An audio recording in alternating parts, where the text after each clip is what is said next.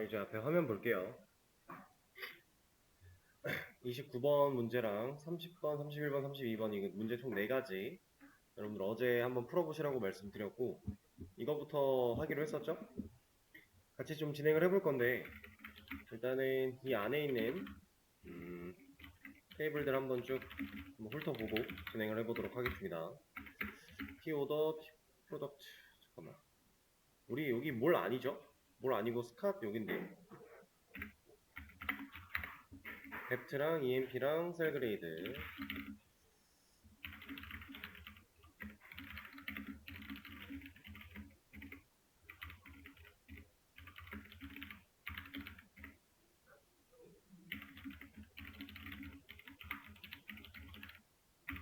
이 3가지 테이블을 가지고서 이제 문제를 푸는 거니까 자, 첫 번째 이름, 부서명 조회를 하래요. 이름은 어디 있어요?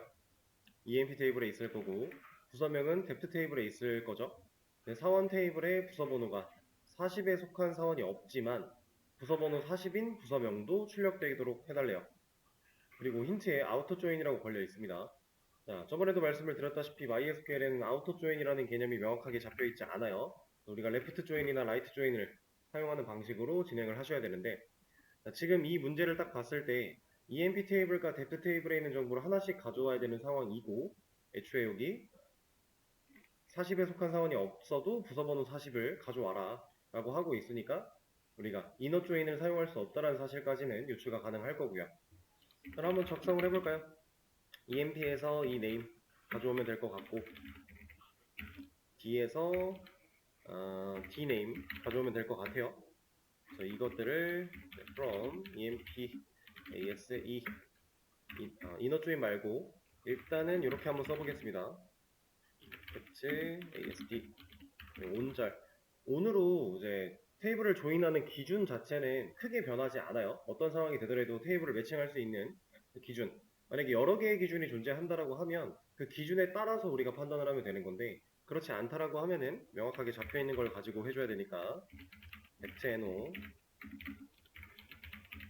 이렇게 자, 그리고 나서 다른 조건은 뭐 줄 게 없네요. 그럼 일단 이렇게 해서 데이터를 보여주면 되는데 자, 여기 우리가 해봤던 방식대로 이너 조인 같은 걸 사용을 하면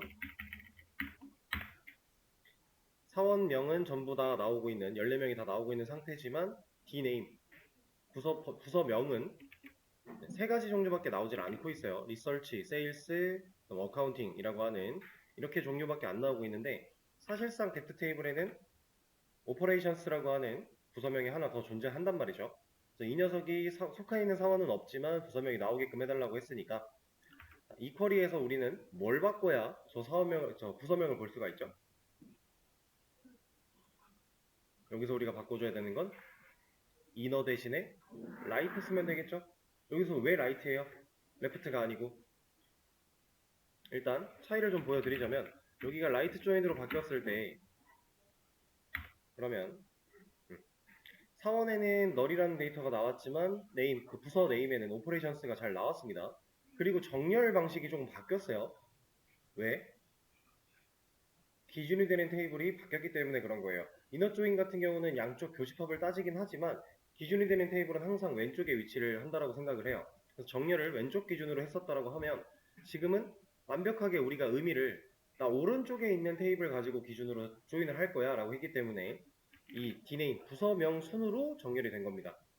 이해되실까요? 그럼 얘를 만약에 라이트가 아니라 레프트로 진행을 했다. 그럼 결과는 어떻게 나와요?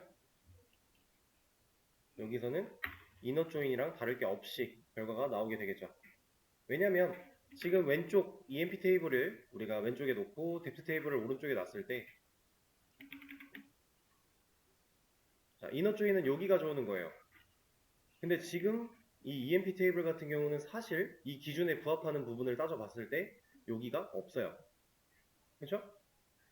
그렇기 때문에 어차피 교집합을 가져오나 여기를 포함해서 가져오나 의미가 달라지지 않는다라는 거죠. 근데 라이트 조인을 통해서 뎁트 또 이러네요. 자, EMP와 뎁트 여기서 이 교집합 EMP는 사실 지금 이 부분이 의미가 없었다라고 하는 건데 이렇게 팩트는 의미가 있죠. 오퍼레이션스라고 하는 결과가 여기 하나 떡하니 들어있으니까. 그래서 기준이 바뀌면 결과도 바뀔 것이다. 자, 그러면 이건 어때요? 여기가 레프트인데 이렇게 바뀌었어요. 이건 어때요? 결과가 지금 보고 있는 결과랑 달라질까요?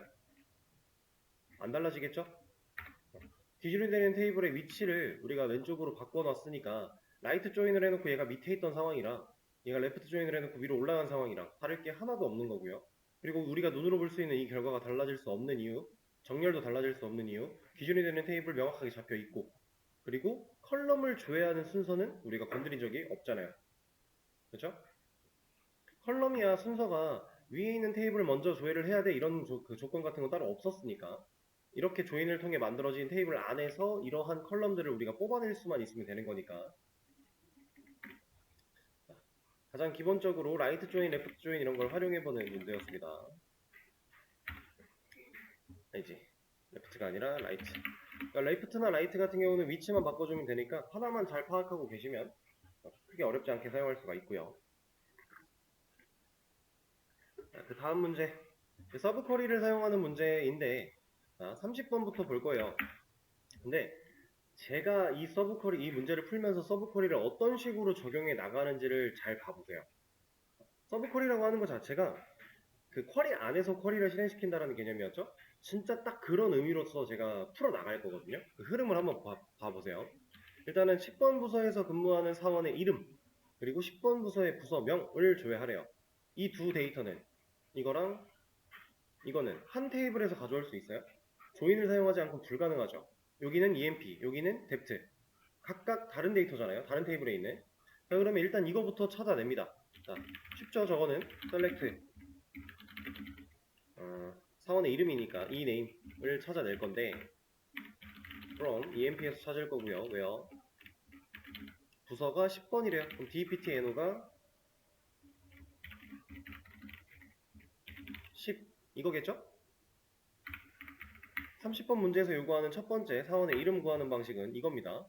그쵸? 그럼 10번 부서의 부서명 찾는 쿼리는 select dname이고 from depth where depth no 10 여기도 마찬가지로 10번 부서라고 했으니까 이러면 찾을 수 있겠죠?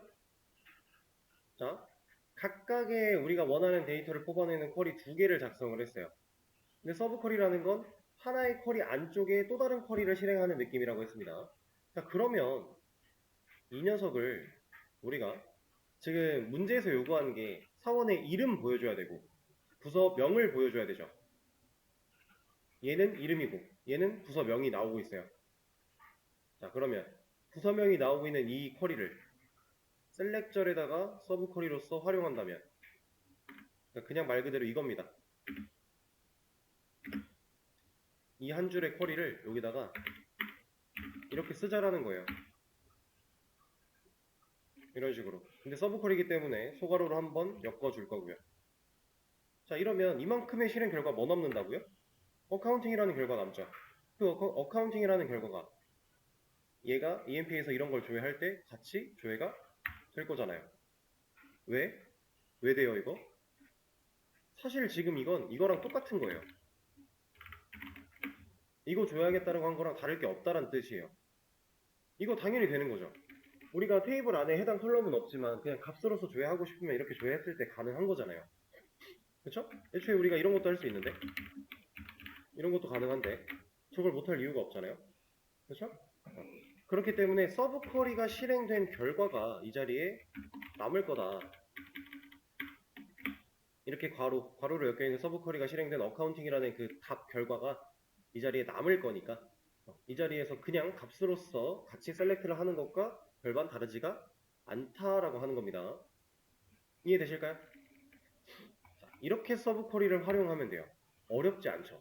근데 문제는 이제 서브 쿼리를 썼을 때 이 쿼리 내용들이 이 안으로 다 들어가 버리니까 이 컬럼명으로서 다 활용이 돼 버리니까 보통 서브 쿼리를 쓸 거면 별명을 붙여서 쓰는 겁니다. 이렇게. 근데 이것도 이제 여기에다가 셀렉절에다가 서브 쿼리를 사용하는 방식이 스칼라 서브 쿼리라고 부르고요. 그다음 프롬절에다가 서브 쿼리를 쓰는 방식을 인라인 뷰 서브 쿼리라고 얘기를 하고요. 그다음에 조건절에다가 쓰는 걸 그냥 서브 쿼리라고 얘기를 합니다. 보통 그런 식으로 표현을 해요. 이것도 뭐 중요한 내용은 아니긴 하지만 어제도 한번 이름이 여러 가지가 불리는 게 있다라고 했었죠. 그 내용인데 우리가 그냥 서브 쿼리 사용할 때 조건절에 쓸 때를 제외하고 프롬절에 쓰거나 셀렉절에 쓸 때 이때는 별명을 보통 붙이는 편이다. 그리고 지금 보시면 제가 서브 쿼리를 사용한 이 쿼리는 줄바꿈을 안 했죠. 밑에서 줄바꿈 되어 있던 거를 굳이 한 줄로 바꿔가지고 일로 가져왔어요. 이 이유는 간단해요. 이거 줄바꿈 해버리면 안 되는 건 아니에요. 얘도 할 수 있어요, 줄바꿈. 뭐 이런 식으로 그냥 적당히 할 수가 있는데 굳이 이렇게 안 하는 이유는 보세요. 컬럼명이 이런 식으로 나와요. 지금 여기에 들어가 있는 이 표기는 줄바꿈을 의미하는 표기거든요. 이게 아마 옆 슬래시 n을 이제 그 텍스트로 인식을 하려고 했을 때 이런 식으로 보통 표기가 되는 경우가 있는데 이거는 보기 안 좋잖아요. 그리고 이렇게 딱 볼게요. 이거랑 보통 이제 스칼라 서브 쿼리 같은 경우는 되게 간단한 서브 쿼리로서 활용을 하는데 이렇게 써 있는 것보다 이렇게 써 있는 게 더 나아 보이지 않나요? 근데 이거는 뭐 생각 차이가 있을 수 있어요. 어차피 별명 붙이면 이건 안 보일 거니까 여러분들 편하신 대로 하면 되는데 보통 이런 데에 사용되는 서브 쿼리는 정말 아주 심플한 쿼리를 날리기 때문에 한 줄로 써도 무방합니다. 실제로 한 줄로 많이 쓰고요. 줄바꿈을 잘 안 해요. 가독성 면에서 오히려 이게 지금 이런 식으로 줘야 되는 경우가 또 있었다, 다른 게 또 있다 라고 하면 이게 쌓일 거잖아요, 이렇게. 근데 이 상황에서 얘네가 하나하나가 다 줄바꿈이 되어 있다? 생각보다 가독성을 많이 해쳐요. 이거 하나만 봤을 때는 가독성이 좋을 수 있겠지만 이 괄호가 쌓인 상태에서는 생각보다 많이 피해를 입기 때문에 서브 쿼리는 보통 한 줄로 표현하는 편이에요. 근데 이제 인라인 뷰 서브 쿼리, 프롬전에 사용되는 서브 쿼리 같은 경우는 한 줄로 표기할 수가 없어요. 해도 상관은 없지만 하면 오히려 가독성을 많이 해쳐요. 왜냐면 제가 프롬전에 보여드렸던 건 형태가 이렇게 생겼죠. 애초에 소가로가 위아래로 열리고 닫힌 상태에서 이렇게 구조를 쌓아 내려갈 상황이다 보니까 얘는 한 줄로 쓰면 오히려 독입니다. 그리고 이 인라인드 서브 쿼리에는 정말 심플한 서브 쿼리가 아니라 조금은 뭐 조인을 사용한다던가 이런 내용들도 들어갈 수가 있기 때문에 한 줄은 별로 좋지 않다. 그래서 셀렉절과 웨어절을 쓸 때는 한 줄로 보통 쓰는 편이고 그게 아니면 줄바꿈을 하시는 게 좋다라는 얘기입니다. 자, 근데 이거 한번 생각해 볼게요.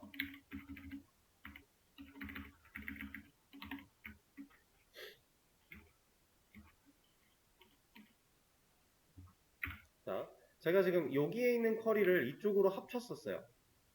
그죠? 이쪽 셀렉절에다가 갖다 놨었는데 반대로 여기 있는 걸 이쪽 셀렉절로 갖다 놓으면 할 수 있어요? 똑같이 될까요? 자, 일단 결과부터 말씀드리면 이건 안 돼요. 보여드릴게요. 자, 이 녀석을 그대로 여기다가 이렇게 가져왔다.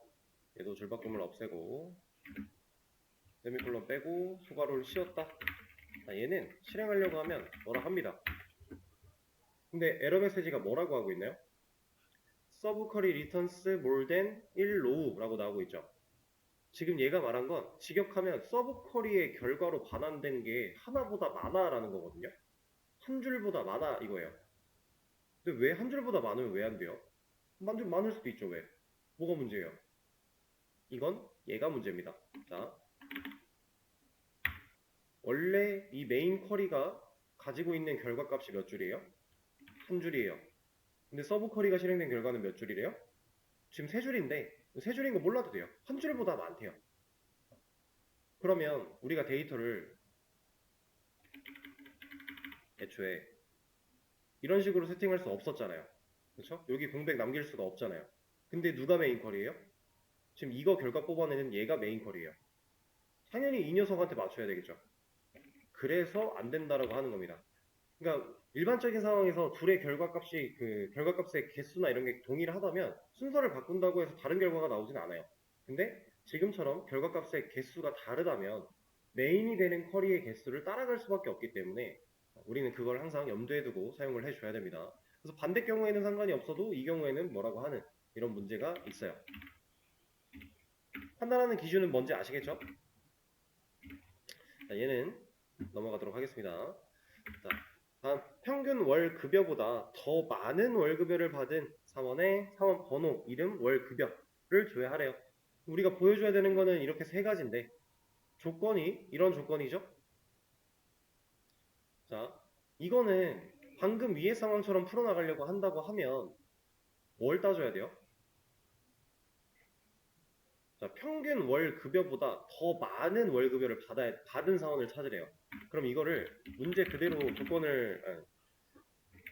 문제가 얘기하는 조건을 그대로 커리로 옮겨보자면 일단 사원 번호 EMPNO죠? 이게 아마 EMPNO였을 텐데 EMPNO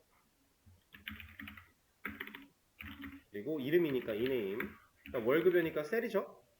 자, 이렇게 조회를 할 건데 EMP에서 조회를 할 거예요. 근데 조건이 내 월급여가 누구보다 커야 돼요? 평균 월급여보다 커야 되죠. 그럼 우리 이거 하고 싶은 거 아니에요? 근데 얘는 당연히 안 되겠죠. 왜? 에버리지라고 하는 집계함수, 내장함수 집계함수는 그룹 펑션이었잖아요. 그럼 이렇게는 사용이 불가한 거였잖아요. 웨어절에 아예 불러낼 수가 없는 녀석이었으니까. 왜? 그룹화하기 전에 조건에 사용될 수 없는 녀석이니까. 그렇죠? 지금 인벨리드 유스 오브 그룹 펑션이라고 하고 있으니 이거 못 쓴다. 우리는 하고 싶은 쿼리는 직역해서 옮겨놓으면 이런 느낌이에요. 그럼 지금 우리가 문제가 되는 건 얘죠. 얘를 어떻게 구해요? 자, 이거 구하는 거 쿼리로 하나 작성을 해보겠습니다. select cell from emp 이거 아닌가요? 이러면 emp 테이블에 있는 셀 컬럼에 들어있는 데이터 값을 평균을 내주는 거니까. 그쵸? 자, 이 값이 어디 들어가야 된다고요? 이 값이 여기로 들어가면 되지 않을까요? 그쵸? 그럼 이 쿼리를 여기로 붙여넣기 해주면 이러면 이 쿼리가 실행된 결과가 이 자리에 남을 거고 그 결과는 이걸 거고 얘가 남았으면 그냥 값으로서 얘랑 비교될 수 있겠네요. 그럼 이 녀석 서브 쿼리니까 초과로 한번 입혀주고요. 어때요? 문제없이 뽑아낼 수 있는 거죠. 자, 방금 전 상황에서는 EMP랑 dept라고 하는 두 개의 테이블을 활용한 서브 쿼리였고요. 얘는 EMP 가지고 두 번의 쿼리를 사용한 서브 쿼리입니다. 우리가 조인을 사용할 때 같은 테이블로 조인을 똑같이 셀프 조인 개념으로 할 수 있듯이 서브 쿼리도 마찬가지. 우리가 필요한 값을 그냥 얻어내는 방식 중에 하나일 뿐이니까 이렇게 활용할 수 있습니다. 그리고 얘는 이제 조건절에 사용된 서브 쿼리. 얘는 보통 얼리어스 별명을 붙이지 않는다라고 했죠. 붙일 필요가 없어요, 얘는. 자, 이렇게 31번 문제를 해결을 했고요. 그 다음 32번.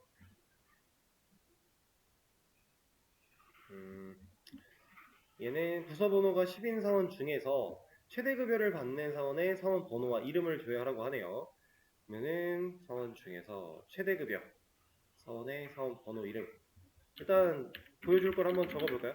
select 이 사원 번호 empno 이 name 두 개를 조회를 할 건데 자, 어디서부터 emp로부터 조건이 부서번호가 10인 pptno가 10 그리고 and 최대급여를 받는 사원 여기서 우리가 하고 싶은 건 이런 느낌이겠죠? 그렇죠? 자, 그러면 내가 받는 급여가 최대급여랑 같으면 그 사람을 찾아줘 라고 하는 거잖아요. 근데 이거 당연히 이것도 안 될 거잖아요. 웨어절에다가 집계함수 사용할 수 없는 거니까. 그죠? 똑같은 에러가 발생을 할 거예요. 그럼 여기서 우리가 구하고자 하는 건 이 녀석인데 이 녀석을 뽑아내는 쿼리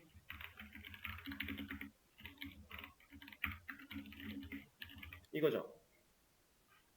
자, 이러면 해결이 되긴 되거든요. 근데 지금 이렇게 해결하는 방식은 살짝 위험할 수 있어요. 왜? 얘가 지금 해결된 이유는 진짜로 완벽한 쿼리여서 해결이 된 게 아니라 지금 테이블이 가지고 있는 데이터상 이게 아다리가 딱 맞아 떨어져서 처리가 되는 거예요. 실제로 킹은 부서번호가 10인 사원 중에서 최대급여를 받는 애가 맞아요. EMP 테이블을 따로 조회를 해보면 이것도 아예 이렇게 볼까요?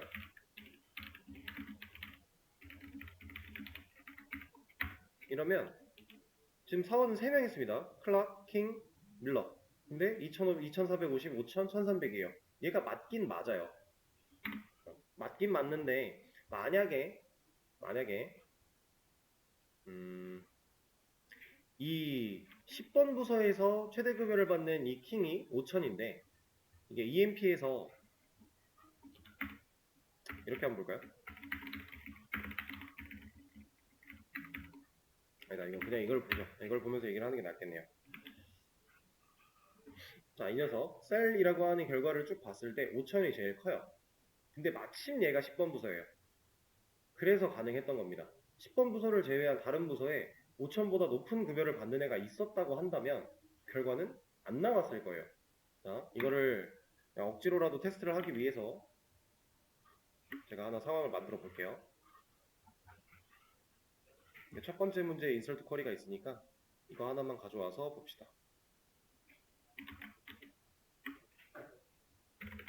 데이터를 하나 밀어 넣겠다는 얘기죠.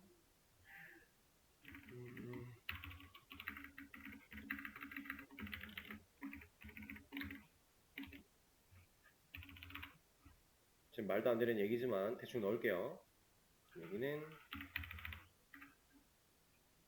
다른 부서 번호로 이렇게 데이터를 하나 추가를 해주고 EMP를 보면 이제 얘가 들어왔겠죠?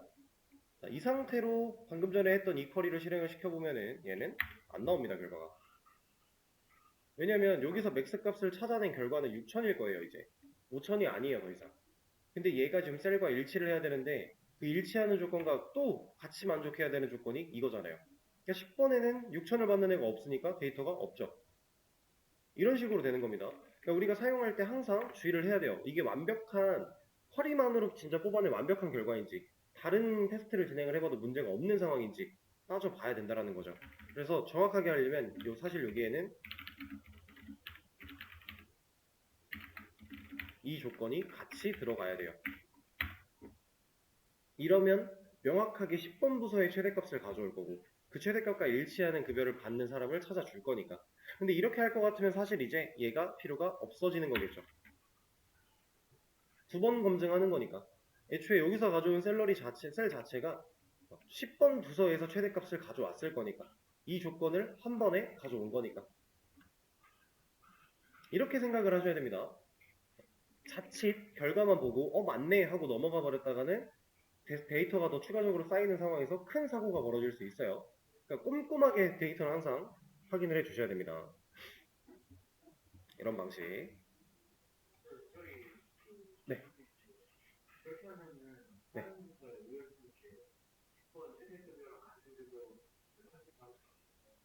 이렇게 하면요.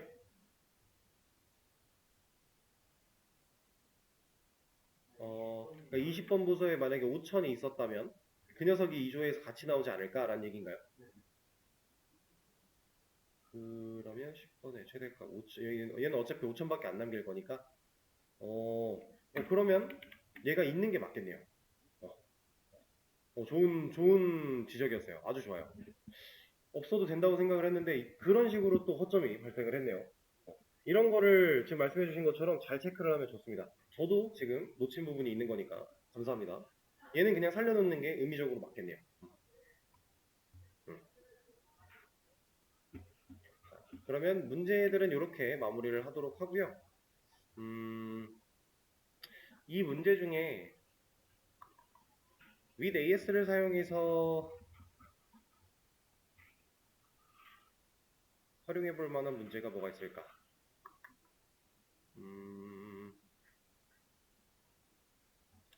요거 한번 해볼까요? 일단 요거부터. 이제 그 서브 쿼리를 사용하면 이렇게 풀 수가 있는 거고 with AS를 사용하면 이렇게 풀 수가 있는 겁니다 라는 느낌으로 봐주시면 돼요. 그러니까 완벽하게 모든 상황을 다 대체할 수 있다 정도는 아니지만 웬만한 경우에서는 왔다 갔다로 사용할 수 있는 경우들이 대부분이기 때문에 한번 시도를 해보려고 하는 겁니다. 얘는 이제 서브 쿼리 정답으로 일단 만들어 놓고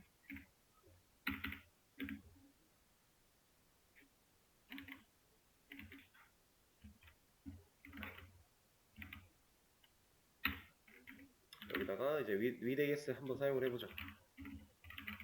with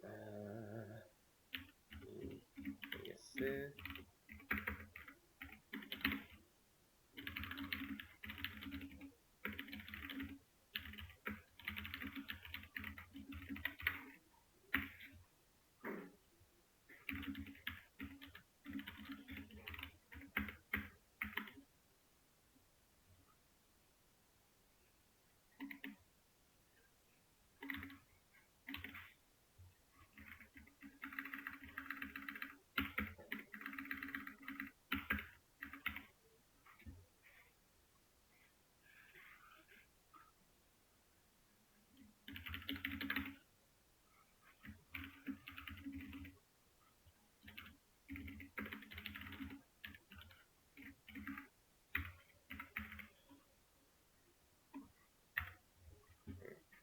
자, 이런 느낌? 이렇게도 쓸 수가 있어요. 이건 이제 with AS로 결과를 좀 변형한 건데, 지금 보시면 이런 식으로 조회하면 원래 문제가 생겨야 되는 게 맞죠. 문제가 생겨야 되는 게 맞는데, 지금 상황상 제가 이제 정답을 가장 간결하게 추려낼 수 있는 방식을 이렇게 떠올린 것 뿐입니다. 불가능한 사용법은 아니니까. 이렇게 해도 상관이 없는 경우가 두 경우의 모든 경우의 수를 엮었을 때 우리가 원하는 결과랑 다를 게 없으니까. 근데 이것도 좀 더 정밀하게 하기 위해서는 사실 조인을 써줘야 돼요. 알지? 어.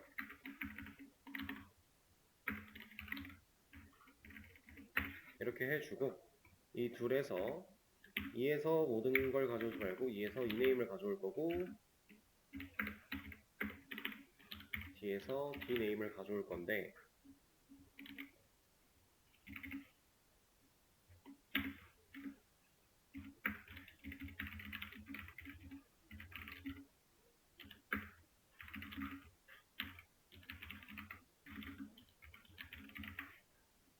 원래대로라면 이렇게 가는 게 좀 더 D네임 D.D네임 아 여기 컴마가 또 빠졌네요. 이런 식으로 가는 게 좀 더 정확하긴 합니다.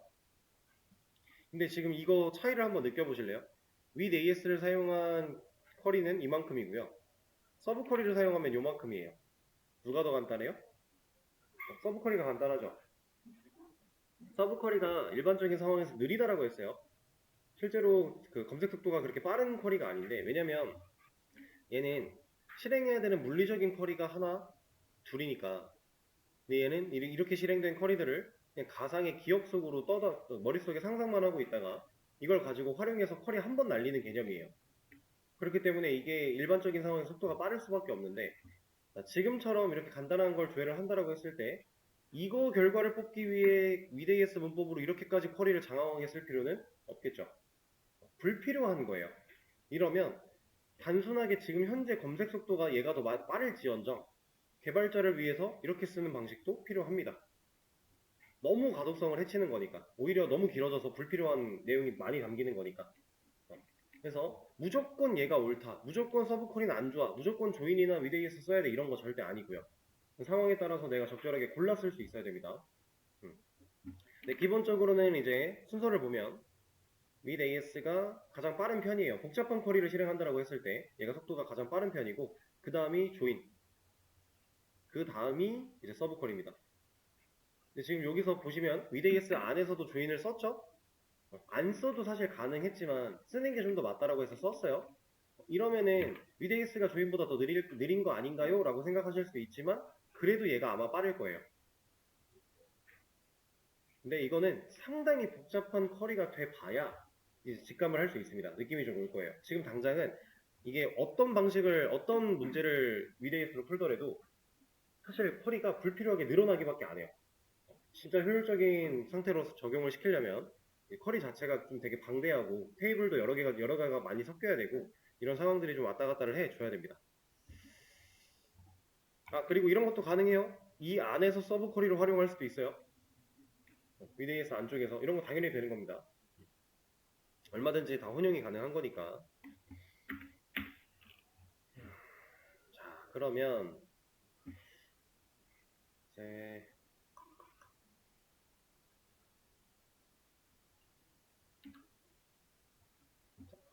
수업 페이지에다가 제가 새로운 내용 하나를 공유를 하겠습니다.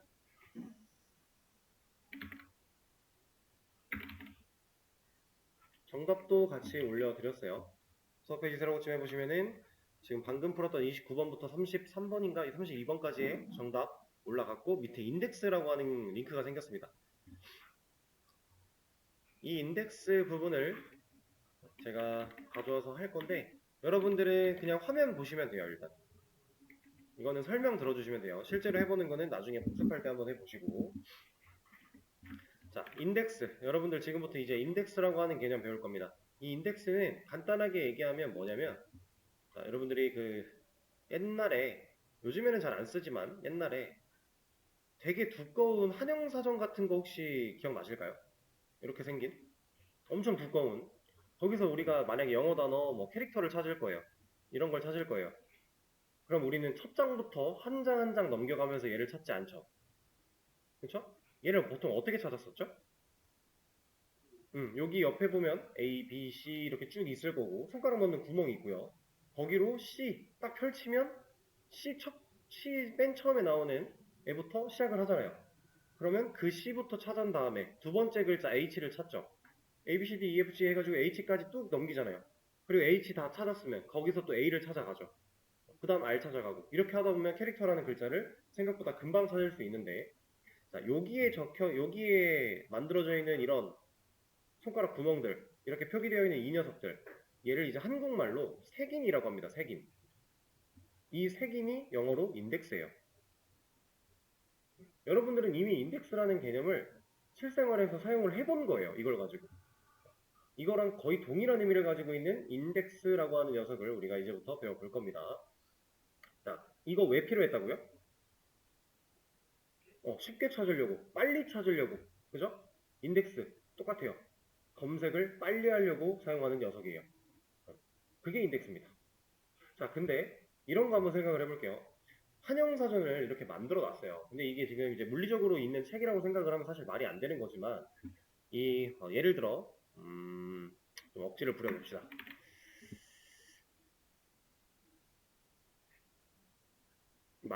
없는 단어인데 그냥 철자로 써보는 거예요.